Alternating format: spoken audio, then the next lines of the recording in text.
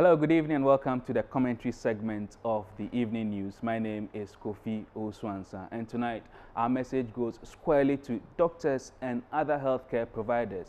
And all we are saying is don't shroud medical practice in secrecy.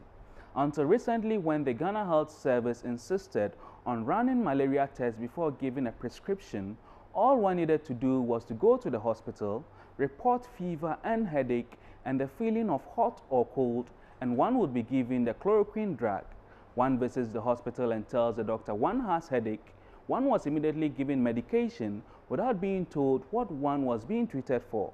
But at the prayer camps or fetish priest shrines, at least the person doing the consultation is privileged to be told who or what is causing what and why the illness.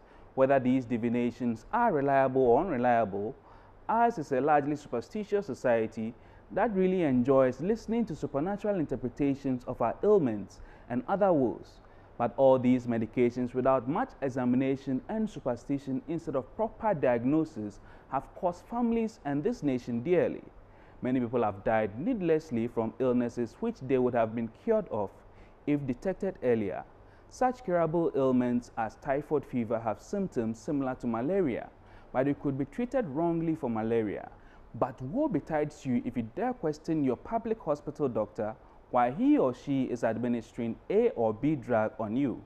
Many doctors were and are still demigods that work unquestioned in spite of the Ghana Health Service Patients Charter, granting the patient the right to full information on his or her condition and management and the possible risks involved, except in emergencies.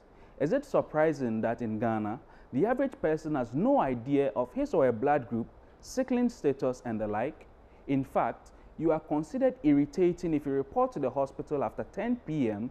Even those at the record section will, with a wild frown, ask you why you are coming to the hospital at that time.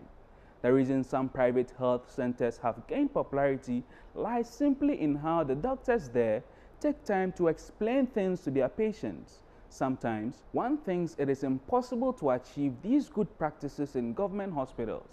Usually, the same excuses of patient-to-doctor ratio and blah blah blah go on and on, but we hold the view, and strongly so, that medical practice should not be shrouded in secrecy. We all have the right to medical information about ourselves. Let's start advocating and demanding for better healthcare services, attitudes and practices. As the saying goes, health is wealth.